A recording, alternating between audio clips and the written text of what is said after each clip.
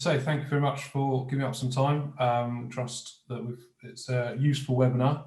We have tried to keep it very much focused on the South Coast, and Nella very kindly joined us to obviously bring a lot of experience in the area, and also joined by colleague Wyatt from Spectrum. So make a bit of a move. I'll let Nella obviously introduce herself further, but we're passing over to her to give a bit of an overview from property side, and then Wyatt and myself try and give a bit more from the workplace strategy element. Very much be great to see any questions. Try and keep the whole webinar as relevant as we can.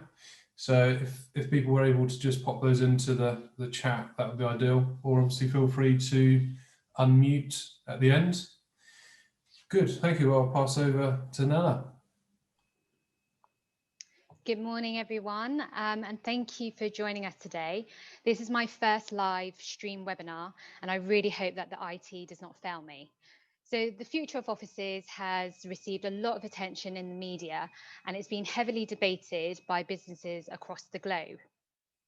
We've all been weathering the storm for the last year and have witnessed disruptions throughout the economies, businesses, and communities worldwide. But the good news for the South Coast is that there appears to be a little light at the end of the tunnel, and many employees and businesses are eager to return to the office. And despite lockdown, we've seen an increase of office inquiries throughout the region from 1,000 square feet up to 30,000 square feet from both businesses that are expanding and contracting in their footprint. Months of working remotely has had many of us yearning for that social interaction with our colleagues, friends, and clients. But yes, don't get me wrong, I love spending every single day with my family, but it does feel a little bit like Groundhog Day. And whilst the new ways of working has its upsides, and many businesses have found that their productivity levels have increased, there is nothing that can replace that face-to-face meeting, conversation around the coffee machine, and impromptu meetings where we can bounce ideas off each other. Reliable IT and quiet space was also high on people's agendas. The golden days of control-based management came to an end last March, and working from home has made many businesses realise that they do not need to operate as they did pre-COVID. The new ways of working is compelling many businesses to acknowledge what is vital and eliminate tasks or projects which waste time and resources in an organisation. For those that are fearful about returning back to the office, the leaders will also need to have this in mind because there will be an equal battle to support the extroverts and the introverts. There's been a number of studies carried out and majority state, sorry, next slide, Josh. Thank you. Majority state that employees want to work from an office 3 days a week and 2 days from home or anywhere of their choosing. But when employees say that they want to go back to work 3 days a week, this is more from a collaborative point of view, and it's not about being chained to the desk 9 to 5. The culture change and management style of a business will seriously have to adapt in order to attract the right skill set for their business. Several businesses are now reassessing their real estate requirements to accommodate this new hybrid working for when we're allowed to go back into an office. For the forward-thinking businesses, it will certainly be a different working environment to what we've typically been used to, which Josh and Wyatt will cover a little bit later. Next slide. Businesses are greeted with lots of questions. Do they need to be in more flexible options? Do they need to mobilize quickly and have everything ready to go? Or is there a benefit of creating a bespoke workplace where they can create a thriving culture for their employees? Alternatively, do they actually really need an office?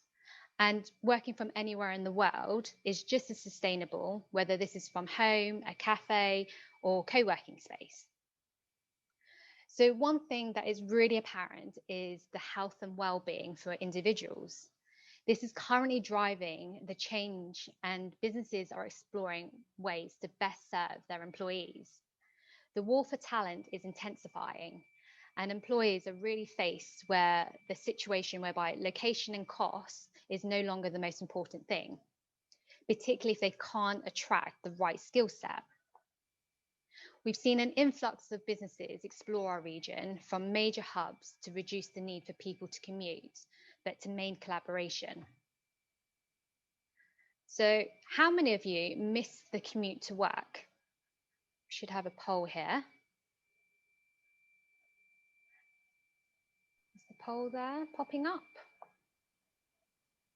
So if you can just quickly enter this poll.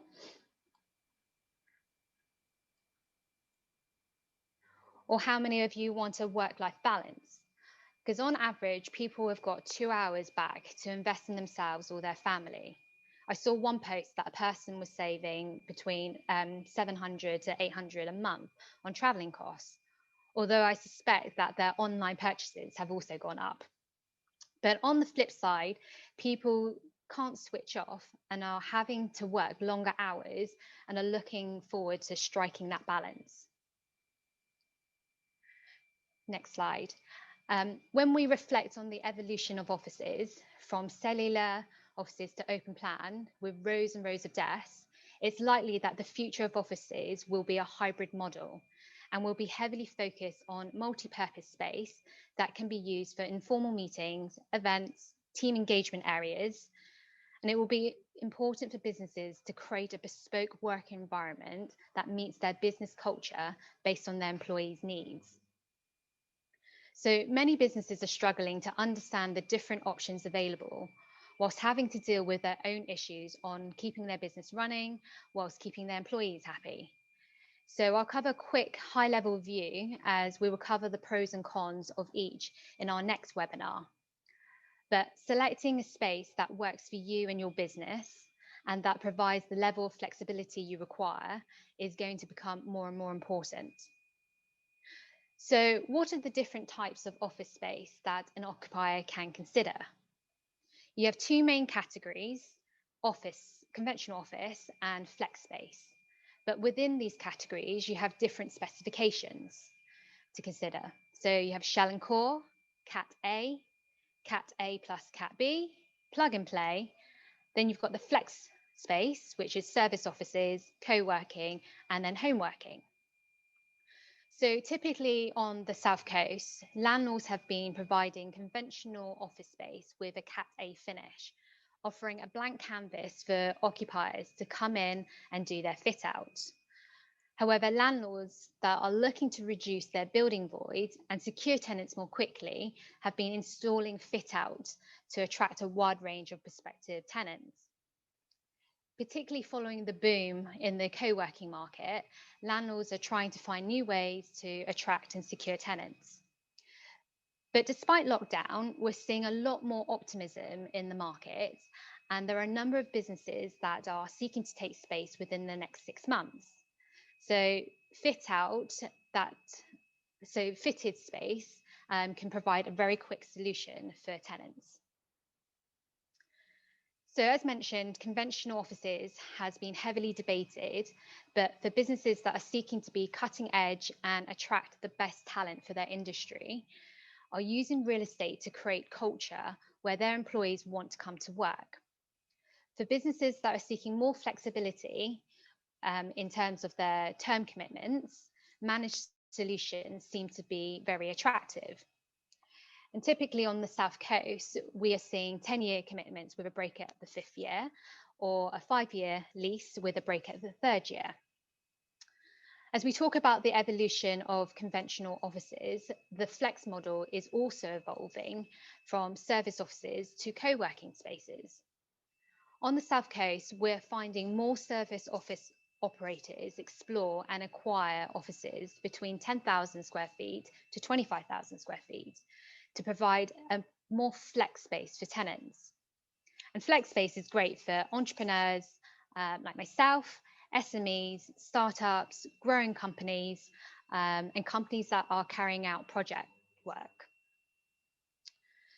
So as businesses have discovered that they do not need to be wedded to a location, we will see more corporates take regional hubs, either a smaller office or co-working facilities outside of London and major cities, to provide their employees a better work-life balance, which also is focusing on collaboration and engagement in the office. What will be interesting will be the size mix we will see. So for example, your typical large HQ office, will they move out of London into our region and become the new HQ with smaller hubs in the region? Or will it be 50-50? There should be a poll coming up, which you hopefully will give us some insight. So either way, by having a regional office, this will help to reduce commuting and support employees' work-life balance. I've had a number of discussions with corporate clients on the South Coast to try and understand how they will adapt their office to meet the new ways of working. And for businesses that have been forced to work from home in the last year, there are very few that will continue this long term. We've all felt the pressures of lockdown, whether you're a parent juggling homeschooling and having to cram work. Sorry, next slide, Josh. So whether you're cramming work whilst your children are sleeping, or if you're living on your own and you're missing that connection with your colleagues around the coffee machine, or you're living in a flat share where everyone is working from home, so the only quiet area is in your bedroom, which you've already spent the last 12 hours in. The isolation and lack of variation has had its toll on many people's mental health and financial situations. Health and wellness are now at the forefront of this journey towards a post-COVID world. And this will be key for landlords and employers to have the end user in mind when considering office accommodation. Several surveys have asked employees what they want from their office when they return back to an office environment.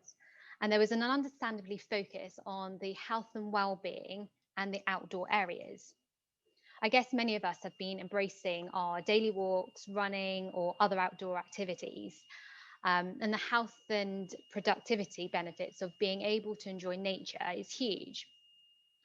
Luckily for the South Coast, we are blessed with hundreds of acres of green space and 2 national parks.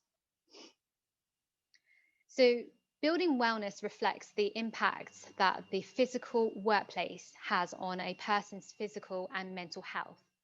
So for example, lighting, air quality, noise levels and materials used. Although green buildings have become a must-have for many owners and occupiers in the bigger cities, with green buildings addressing environmental sustainability, but the building health and wellness focus specifically on the human impact. The adoption of health and wellness building certifications such as Fitwell and Well Building Standards. Next slide, Josh. Has not been heavily adopted in the region, and only a handful that I'm aware of have been carried out. But the framework enhances transparency through providing clear wellness standards.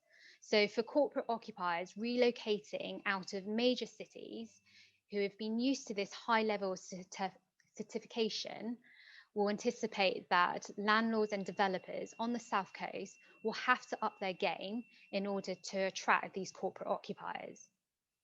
Given the severity of the pandemic, well buildings are no longer just a nice to have, but it's a key decision driver.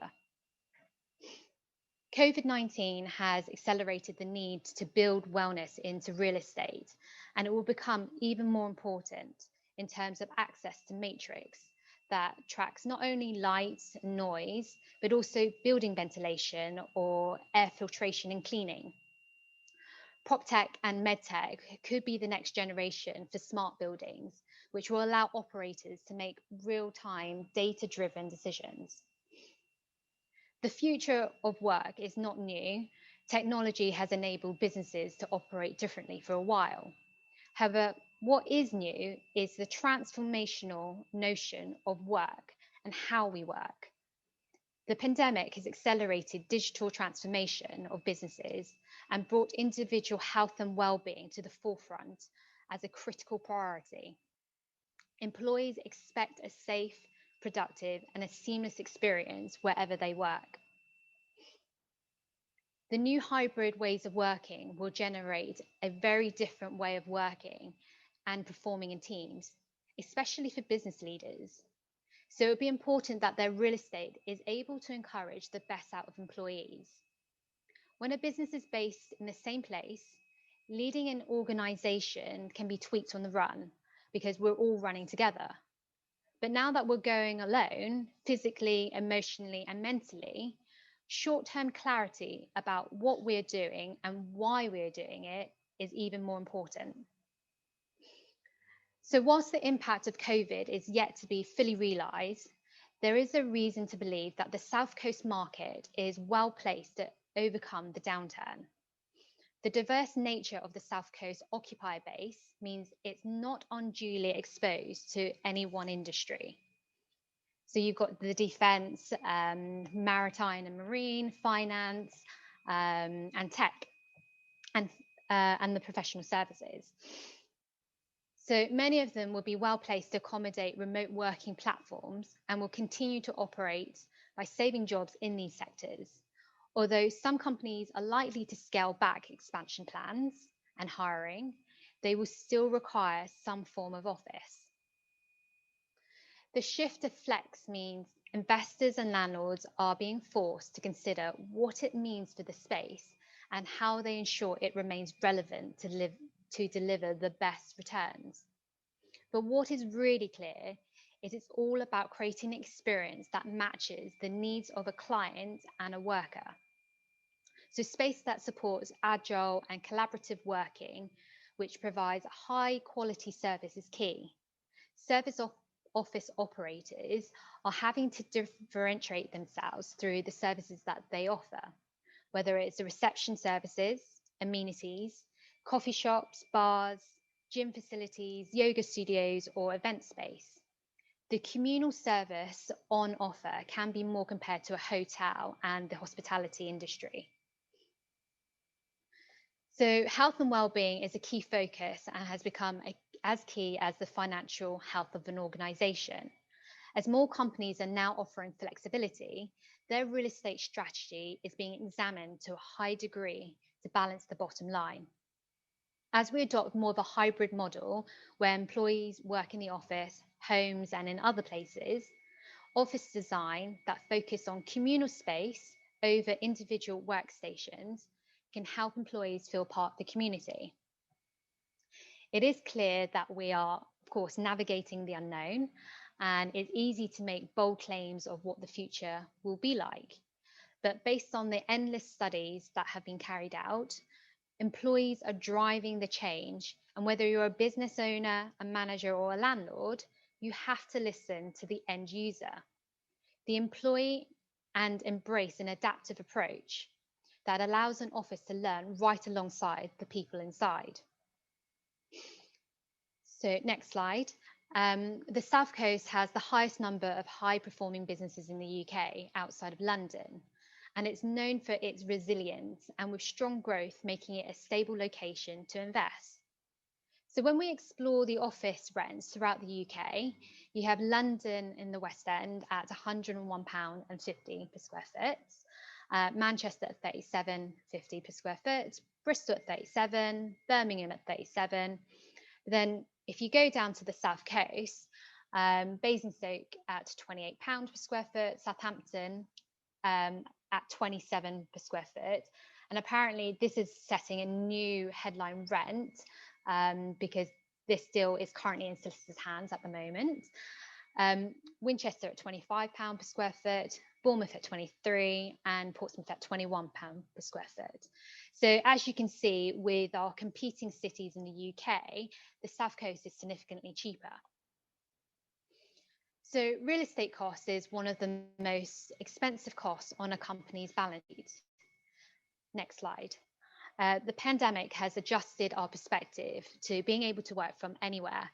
So there are some huge cost savings to be had for those businesses that are reassessing their real estate needs, but there will be a key focus from leadership teams, and they will also have to question what is the true purpose of an office for their business. The answer will vary from company to company, and it will be very much about selecting the right type of environment for the business, whether it's a conventional office, flex space, or home working.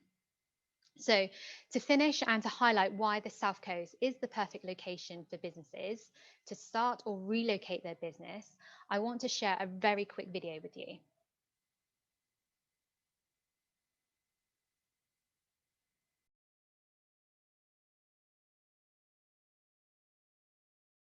Josh, it's on mute.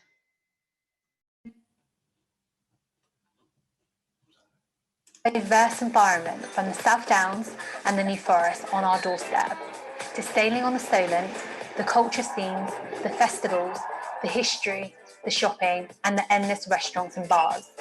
You are never at a loss of things to do. It's regularly featured in the best place to live in the UK. Having worked here for almost 20 years, this is where I'm raising my family and where I see my business growing. I'm committed to encouraging businesses to take advantage of this incredible business landscape. I'm Nella Pang from Amiga RE, and I help support businesses along the South Coast navigate the complexities of commercial real estate. We have a wealth of diverse businesses from tech, digital, aerospace and defence, marine and maritime, and financial services. We're home to a number of international corporate brands to fast-growing SMEs, a thriving research community through its universities and research institutions. Not only is the South Coast one of the most successful economies in the UK, generating 70 billion, with a population of 2.1 million and buzzing with talent, the South Coast is a magnet for global players and dynamic startups. With 7 universities across the region, we're at no shortage of skilled workforce.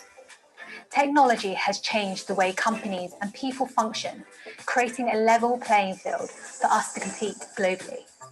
As businesses reassess their real estate requirements and search for regional hubs outside of London, we have the UK's #1 port for export in Southampton, worth 40 billion, as well as Poole and Portsmouth, connecting us to the rest of the world. The area is strategically positioned to London and mainland Europe, with 5 airports in close proximity and fast line trains connecting us to the rest of the UK. The South Coast is the place to invest.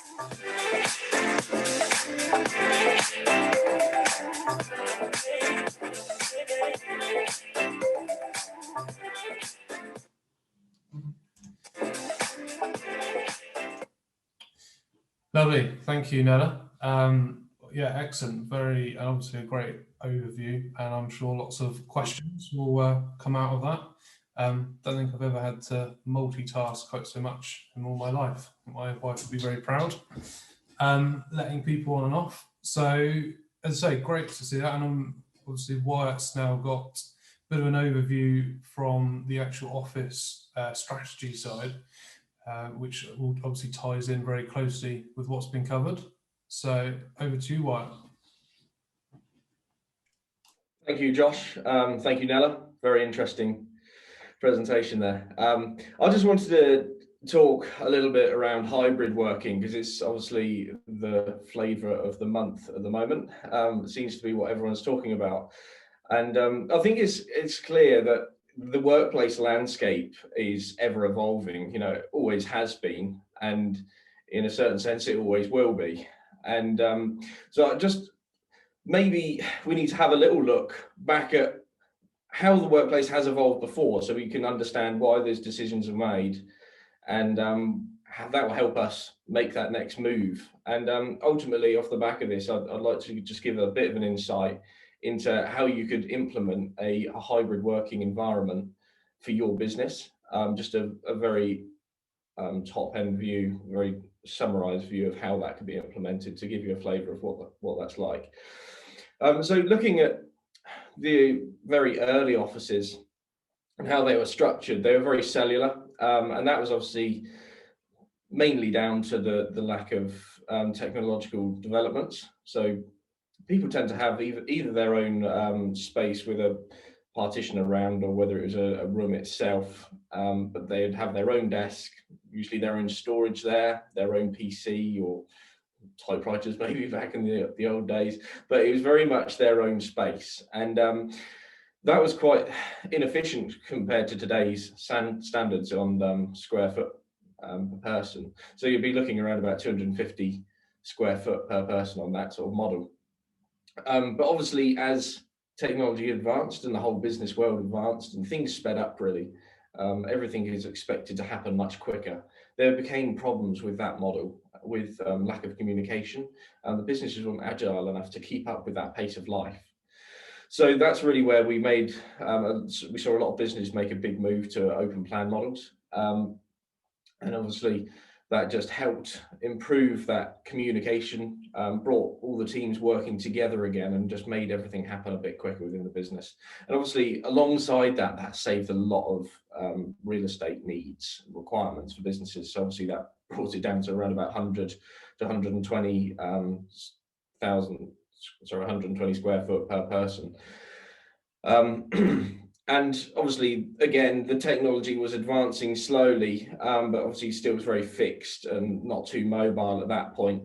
And the interesting thing when we moved to that model was it was very visual, the amount of space that was not being used at any one time in a business. It's very easy to see that with an open plan office. You can see the empty desks, and I think you usually find there's around about 20% of the desks are not being used at any one time.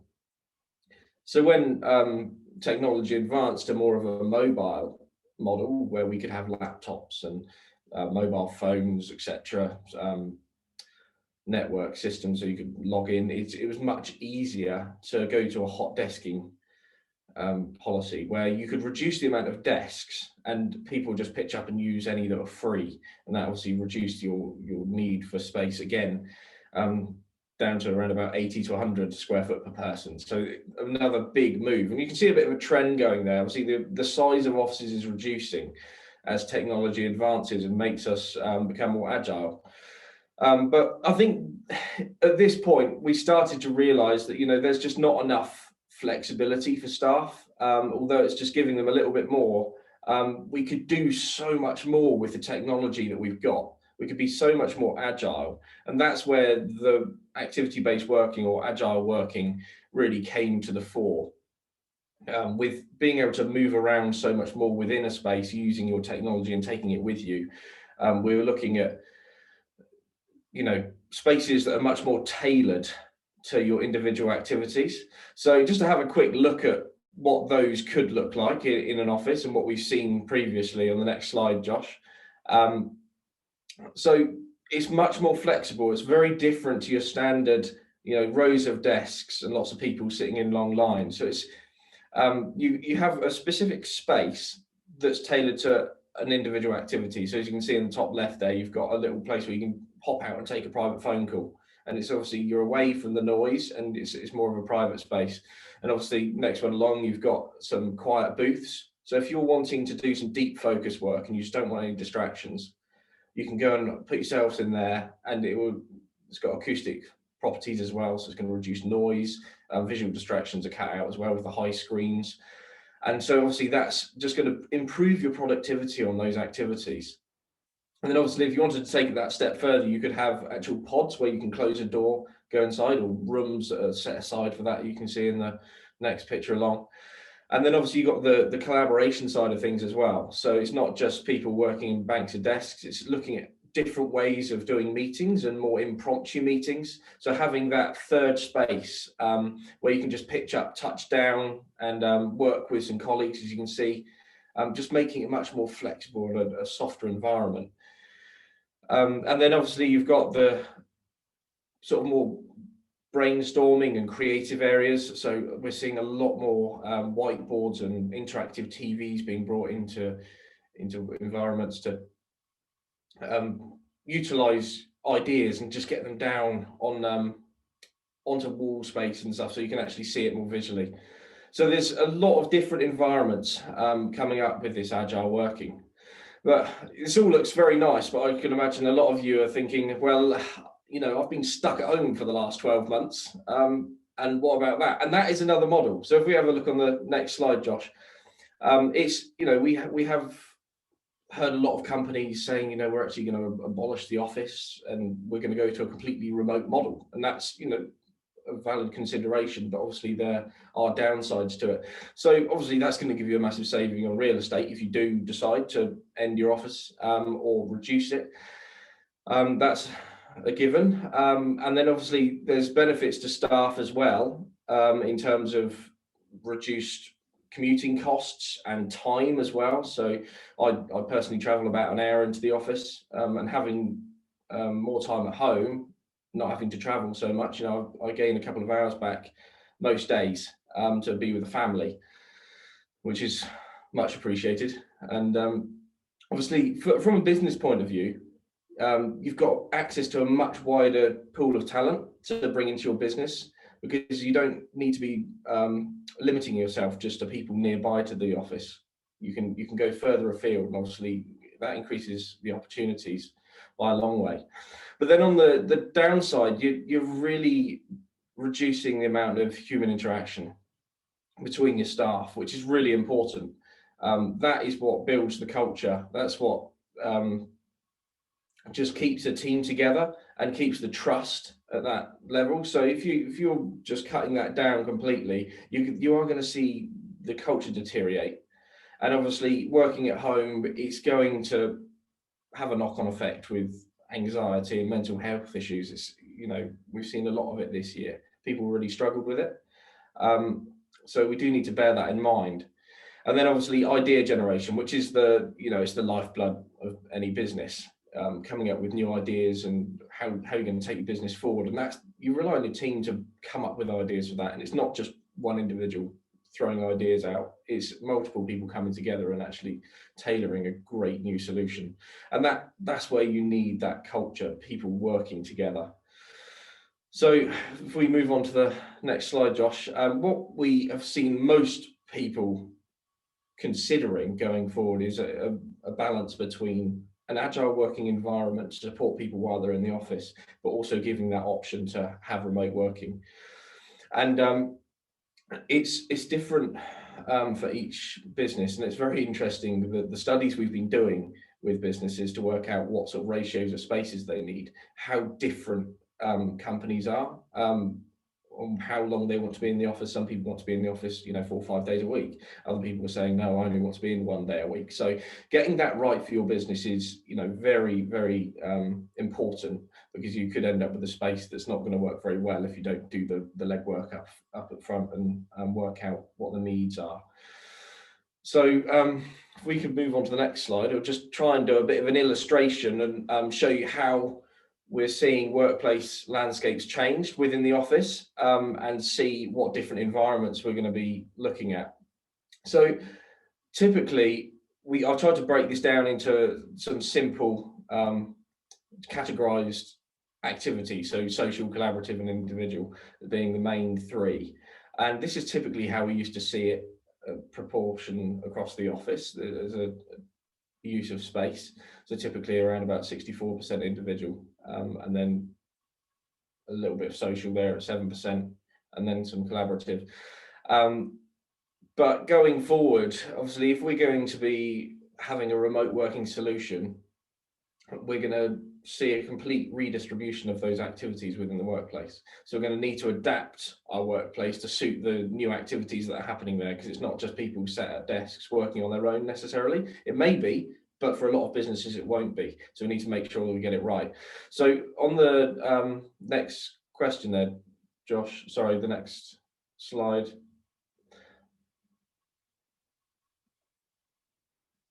Is that coming through? Yeah. So sorry, you jumped to another one, I think. There we go. So on this, I've just done some assumptions based on some studies we've been doing with clients already, just to come up with a kind of a generic move to illustrate what it could be. But obviously you can't take these ratios away and apply it to your business necessarily. We need to do the legwork. But based on 57% of time being spent at home for employees and then 43% in the workplace, we should be able to see the following redistribution. Josh, if we jump onto the next one now. So as you can see, they've got the home and the office, and what activities or what proportion of time in each of those locations will be spent on what activities. So obviously it goes without saying, it makes sense to do most of your individual work at home if you can, because you're on your own. And it's obviously a very distraction-free space for most of us, not necessarily everyone. And then obviously you will have some collaborative with via VC technologies, etc. But then it's quite interesting to look at the office and how the distribution of activities has changed so drastically. So what was individual work is now collaborative. So you just need to really beef up the amount of space you have there for collaborative work. And obviously there's a big push on social too, because the team are not going to be together as often, but you need the team together to get that trust and that team spirit. So we're seeing a lot of people saying we need to really pump a lot more social time into when people are in the office, put a lot more emphasis on that to keep the team spirit together, keep the team working together. And also another really interesting point that we've had coming up is individual tasks that are done in the office now. For a lot of people, particularly in the sort of creative industries, they want spaces that are a lot more distraction free than they used to have in the office. So they want to be able to tuck themselves away more and have that quiet space. And I've actually experienced it myself because I've been working from home a lot, and I'm lucky enough to have a spare room that I can shut myself away in, so I don't have distractions too much at home. But going back into the office is actually quite a challenge. If I pop back into work and there's other people around, I struggle to focus. So I'd like to see much more quiet spaces for me to use while I'm doing that. And we've heard a lot of other companies saying the same. So obviously, as we said, that's just an illustration, a bit of a generalistic view of the direction the offices are going. It is very bespoke to each individual business, and we've had some very, very different responses from companies. Some people saying that it's going to be sort of 70% in the office, down to some people saying it's more like 20%. So it's very important to do the calculations correctly. And what we're wanting to offer you today is a free form for staff. So obviously the first point is to work out what the capabilities of your staff are in terms of being able to work from home, and whether that's worked for them over the last few months. They've obviously had some good experience, and we need to work out whether that's going to actually be productive for your business, so we can weigh up all the options. So a couple of points on that. It's obviously anonymous, so you should be getting some fairly honest responses across the board, and obviously it's designed very much for companies who are looking to make that next step to increase productivity, potentially reduce real estate requirements for businesses. But it's not necessarily just reducing your real estate requirements. It may be if you're on a growth path and not having to invest in additional real estate as well. So it's just seeing what reductions we can make in that. But we'd take a good look at your current space and how your staff think it performs, also how their space at home performs, and whether that be suitable for the activities they need to be doing there, how many days they'd like to be in the office if they want to be there, and whether that's a full day, half day, couple of hours, and we get a really good data set to work from there to base our next set of studies on to take it through to the next stage. So obviously if you want to take advantage of it, just email myself or Josh and we'll set something up. We can have a bit of a chat around that as well, run you through what that's all about. But that's all from me. Back over to you again, Josh, I think. Yeah, very good. Yeah, thanks for that, Wyatt. As I say, it's been really interesting. I think it's quite an exciting time for our industry in just the level of change. And absolutely, this survey I think is so important. From our side, we're almost sort of forced into creating this, because like Wyatt says, every business is different, and ultimately a working environment is designed to propel you forward, to support growth that may be there. So I'm just going to try and summarize a little bit.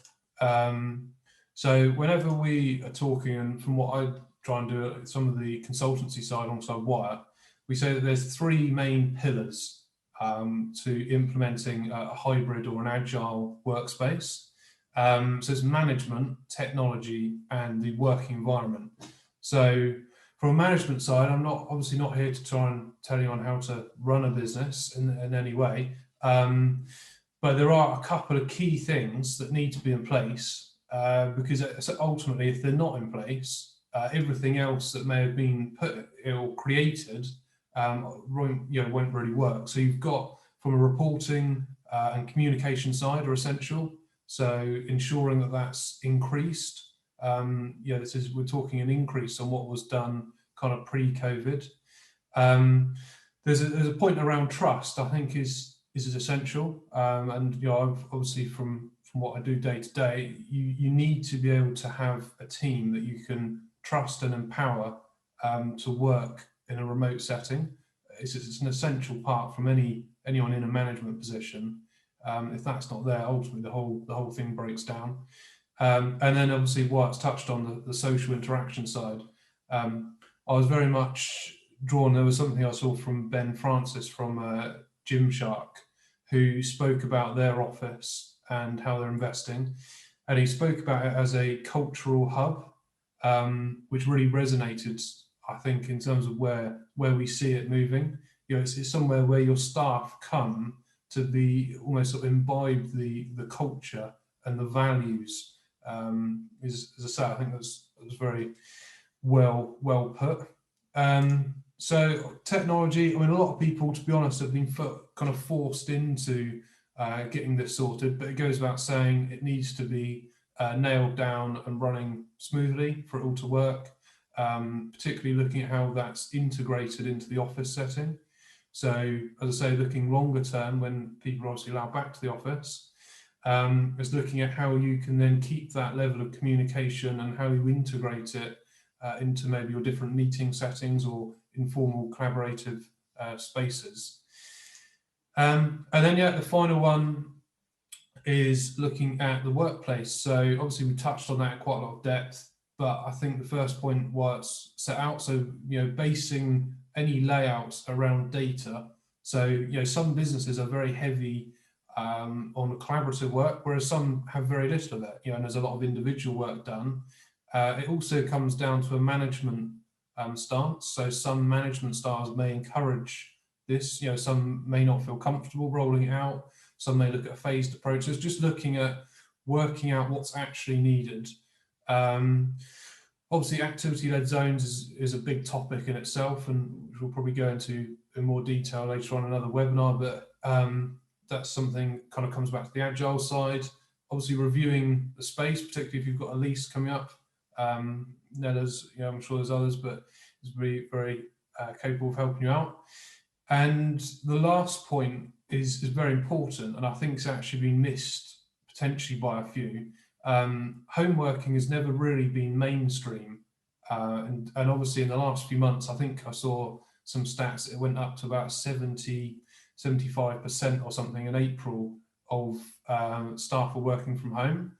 And there's not the level of regulation maybe as clearly set out as it has been in the past for home working arrangements. So everyone will be aware of the DSE regulations.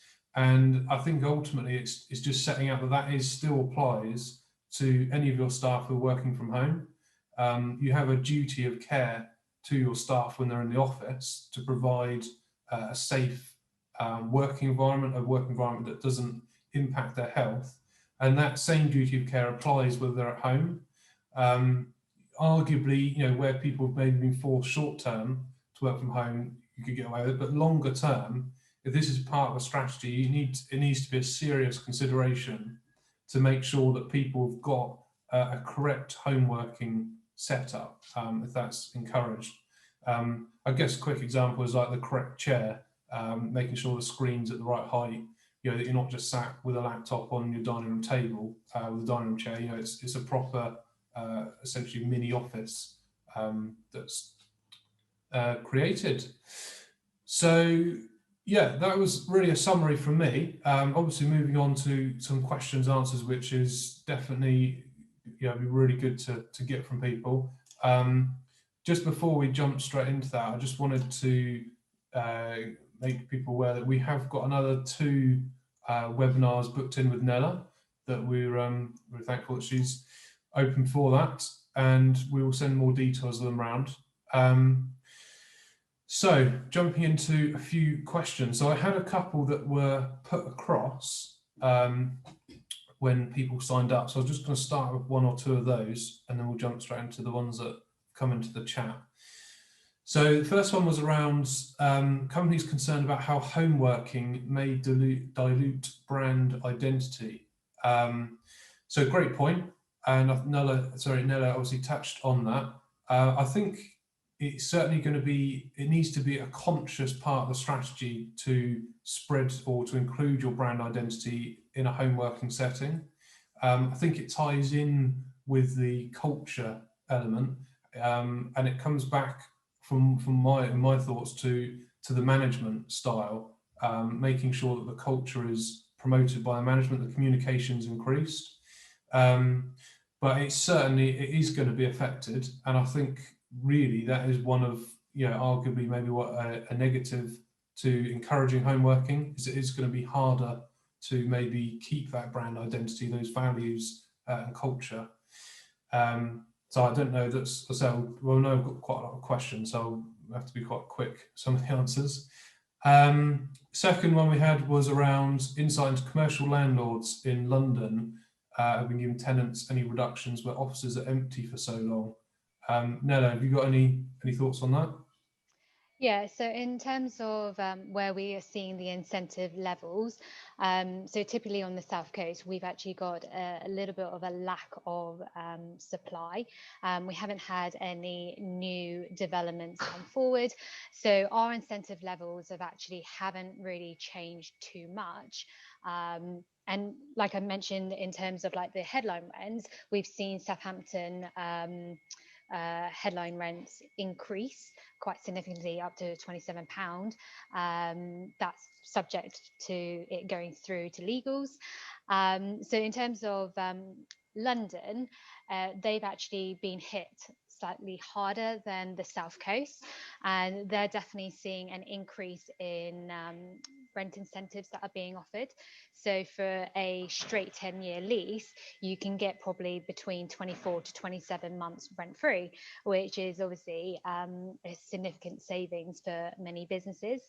And then for a 5-year term, it could be anywhere between a 10 to 12 months rent incentives, but it's certainly a much more of a tenant market up in London.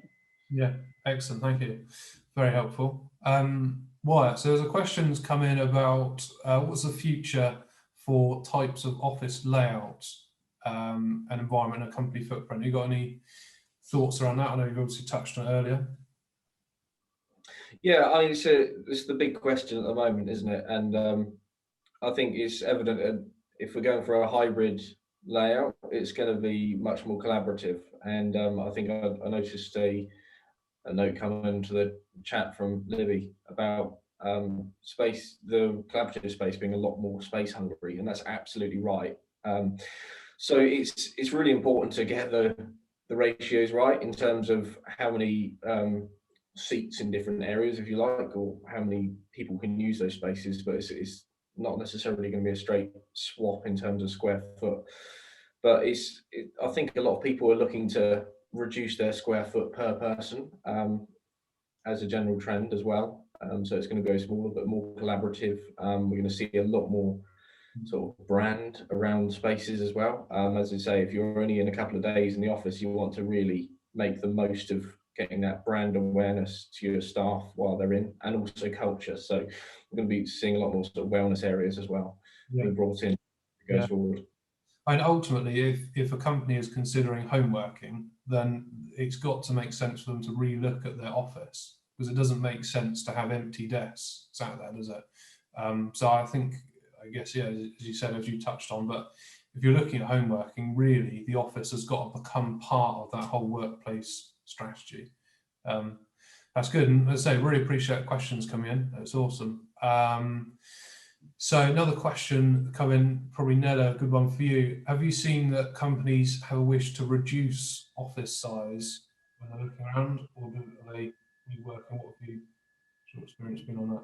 Yeah, no, absolutely. So as mentioned, there's been quite a lot of inquiries that have been circulated in the last few weeks, and there's, like I said, a lot of momentum and positivity about taking space. There's one occupier in particular that I'm aware of that has 110 employees, but they're actually going to only take space for 60 to 70 people. Because they have already done their kind of studies to try and understand actually how many people were going to be in the office at that one time. So they're really about making their business perform at a more efficient level. Like you say, there's no point taking accommodation and paying for a full rate for 110 people when actually only 60 to 70 people are going to be using it. So I think a lot of businesses are re-strategizing and thinking, can I take space as a co-working, or do I actually need to have a conventional lease, for example? Very good. And just another quick question is there a general trend towards a shorter lease length, do you think? It's all really dependent on the company.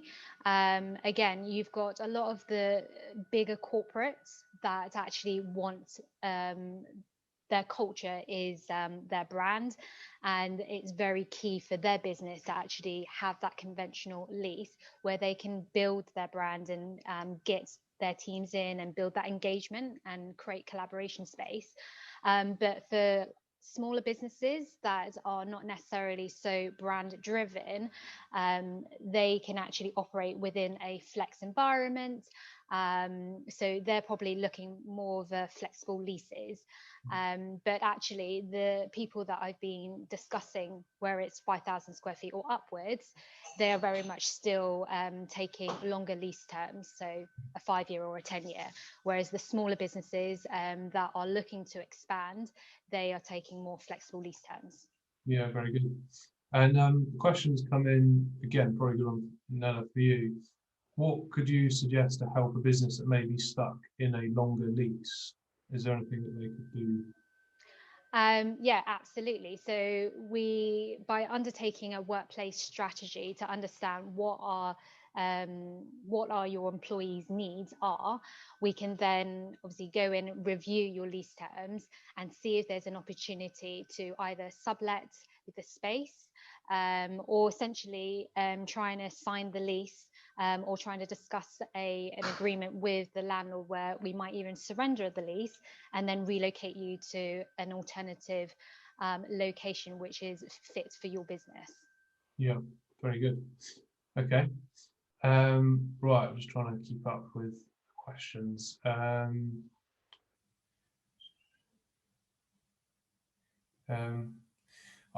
There's a question about more details on the well building standards, but I think we've got that booked in, haven't we, Nella, to go into a lot more detail on that on a future webinar. Yeah, that's on the 27th of April, which will be covering the building wellness. Yeah, very good. So I've got a question here on, do you feel that businesses may look to rent out space that they've got free? Is that something have you seen anything on that, Nella, at all? If they free up an area within their building, is that something that I'm assuming they could No. supplement on? Oh, absolutely. It's about mitigating people's liabilities. Obviously, COVID has had an impact on quite a lot of people's businesses, whether they are contracting or expanding. So if you are contracting and you have realized, actually, I can free up 2,000 square feet, we will review the lease and see what the alienation clauses are, and see how we can best subdivide the space in order to try and relet it to another occupier, which ultimately will get some income for you. Yeah, very good. Sorry, I'm trying to read both. So I had a question. Do you see that tools like room scanners to log when rooms and areas are really in use and not just being booked? So that's quite a good point. I think, Wyatt, you've looked into a little bit, haven't we, in terms of space utilization and some of the technology on making sure that space is occupied. Have you got any comments on that? Yeah, it's a really interesting one. It's not something I know inside out, I must admit, but it's very valid consideration with, especially with hybrid working, when you're not actually sure, unless you go to a booking system, how many people you're going to be having in that space day to day. So that's really important, is just managing that so that the space doesn't become oversubscribed. And also individual areas as well, being able to book that out. And we've been looking at systems which obviously link straight into your standard calendar system, and you can book out specific rooms, but also if you're not there, you don't turn up for your meeting, it will also automatically clear that and make it available for other people that are in the space. So it's just trying to make it as adaptable and agile as possible. And yes, the technology is out there to do that and deliver it. So. Yeah, can I just add to that? We're seeing a lot of smart technology being introduced into buildings. So fob access, whether it's keyless, I think by having scanners that can actually monitor how much a meeting room is being used is going to be even more important, because it's about having the data to drive change within an organization. And certainly from a corporate level, there are definitely organizations that are monitoring this, because they're trying to adapt and learn as we go. So having that data is really key, and we're definitely going to see more and more of that come forward. Yeah, no, definitely. I think from some of the work that we've been doing, it's great, obviously ongoing, because you carry out some of these studies, like we obviously put together this questionnaire, which is a great start. But a business does adapt and change and develop, and it's often not until people start using a new space that you really start to understand whether it's working. So, as you said, that technology, if a meeting room, for example, is in use a lot, or if it's not in use a lot, that's great data to be able to review in 3, 6 months, a year's time, and ensure that the office is a relevant tool, essentially, for the business to support growth. So yeah, let's say those questions. So another one here about outdoor space. Office users requesting outdoor space. Do you see that, Nella? Is that a key? I'm assuming that. I'm sure it is. Yeah, absolutely. Particularly on the corporate level, health and wellness is very much on the forefront of their decision making. So creating, again, if your employee can go for a run at lunchtime, and there is outdoor facilities that can accommodate that, then certainly those properties that actually provide that, those will go quicker. And what is really interesting is actually when you're going on an office tour, there is, most of the time, there's actually a HR person that is now accompanying these tours, because they're thinking about what is best for their employees. Again, mental health has been all in the media, and so there's going to be a real need to try and capture that and eliminate that, particularly when we're going to go down this hybrid route. They want people to be in a thriving office. Yeah, absolutely. I think ultimately the office is moving to something that's not just an overhead for a company. It's something that can actually encourage and is a key part of the overall business strategy. You've got to get that bit right to enable the future growth and to attract and retain people. Obviously, the key to the business. So, yes, that's a great point. So I said, trying to flick through. So, I had another great question put to you, Nella. Do you know many businesses have been seeking their employees' opinions on changes to the workspace and how it could look in the future? And I'm guessing in that process of looking at a new building, how involved are staff getting, do you think? Oh, absolutely. Like employees' engagement is really critical. So I mentioned that I've had a number of conversations with corporates that are based on the South Coast about re-strategizing, and all the conversations that I've had is that they've sent their surveys to their employees. A lot of people actually sent their surveys 6 months ago, so lockdown 2. And it's been really interesting because once they've surveyed this time round, the kind of mental health and the social aspect, the percentages have increased. And there are a lot of people that actually want to get back into the office, whereas lockdown 2, they enjoyed being, it was a novelty to be at home, a novelty not to have to commute. So it's really interesting, the time difference. Yeah, no, thank you. That's really interesting. Got a good one here, Wyatt, for you. Do people prefer whiteboards over touchscreens? You often can't beat a good whiteboard, can you? But Yeah, it's a bit of personal preference on that. I prefer whiteboards, but it's a bit of a pain having to record it again afterwards. Yeah, it's a very good question. I mean, I think ultimately it's just having that space available to have that session of brainstorming with your team or creative time. yeah, That's really, really important to have that, because that's obviously your idea generation for the business. and that's Yeah, what, it's technically a little more expensive, but it just integrates it into your system much quicker and easier. yeah, that's where the office comes into its own, isn't it? Is where that creative element. So again, questions keep coming. So employees have a sense of being watched with occupancy tracking. Great question. I know it all kicked off with, I think, Microsoft, if I remember rightly, who are looking at introducing something. I think there's 2 points on that. First one, I would say it comes back to what we said a lot about getting the staff on board. Ultimately, if the staff understand where you're trying to go and what you're trying to achieve, that's more than half the battle. Like if they understand the vision there. The second point, again, I've got a fair understanding of what's out there, and I think there are options where it's more anonymous data. So it does depend. Obviously, some people look to integrate it into kind of checking employees in and out of building and things like that, which is obviously then tracking individuals. And obviously that's down to individual policies, really. But I can understand how that can be quite contentious. So I don't know if that really answers it, but I think I would say that the key point is around keeping the staff involved and helping them understand and being open with the data. Nothing to hide from it, is it, Nella? Yeah, absolutely. It's about building the trust. And I think leadership management strategies will have to change.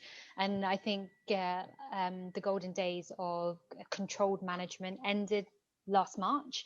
We've all been working from home. People, we've adapted to this new way of working.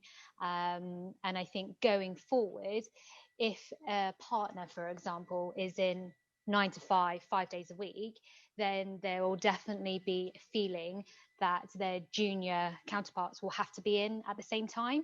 But actually, so it's about changing the strategy. You really need to understand what your employees want, and it's flexibility. They want a work-life balance. And so for companies that are forcing individuals to come in and work 9 to 5 and go back to the old way, I think that's where there'll be the downfall. Yeah, no, absolutely. As we've touched on, I think it comes back to the office being something that's a key part of a business's strategy overall at a management level. It's not something that just gets put to a facilities or an estates team, obviously as important as they are. It's part of a much bigger strategy of retaining and attracting top talent. And you've got the question in the future of, if you don't offer this model and if you don't offer the flexibility, I think it will become a big part of recruitment, in kind of in coming months and years. But I haven't got, as I think we've managed to cover a lot of the questions. Obviously, if anyone else has got a question, please feel free to shout out or pop that into the box. If I could jump in, sorry, just as a random question, really, do you see the technology? I remember reading an article a few years ago about a German company that had an app that everybody had installed on their mobile phones. They could book hot desks. They could configure the nearby coffee machine to have their favourite drinks available, and they could order their drink from their mobile phone, that sort of thing. Do you see technologies like that becoming more mainstream, so you can actually do a more hybrid model where you get to know where you're going to sit, you can see where your co-workers are placing themselves, whether that's something that's becoming more mainstream or not? I think in terms of the corporates that are up in London and the major cities around the globe, that is actually something that they have all heavily invested in. There is I can't remember which building it is, I'll send it in the link, but there is a robot at one of the buildings in London where you can kind of go in and, like you say, you log in via an app. You can send a message to say, turn on the coffee machine, for example, and definitely prop tech and med tech will definitely come forward in terms of providing a more efficient way of working. Whether it's coming to our regions just yet will be another question, and it will be down to I guess the landlords and corporate occupiers having that foresight to introduce it. Yeah, no, I think it's a great question. I think from what we've seen from the office side, that there's often these things start in London and then filter out. And I think what we've seen is that, what COVID has created a big shift, is a lot of things have been fast forwarded maybe in the south and probably pushed ahead much quicker. So I certainly see it's going to be, technology will certainly become more integrated and become more part of day-to-day life. But go on, John. Cool. Yeah, I was just going to say thank you. Yeah, it's been a good session, and obviously as people move potentially more out of London into the regions, then the technology, that sort of way of working, will follow them. Yeah, well, that's it. As I say, ultimately it's about how you can use. If something can help you use the office better, then it's got to make sense to look at it. But that's good. Thank you. As I say, if anyone else has got anything, feel free. We will drop an email around so you've got everyone's details. But yeah, really appreciate everyone's time. Thank you very much. Is there any more questions anyone would like to put forward?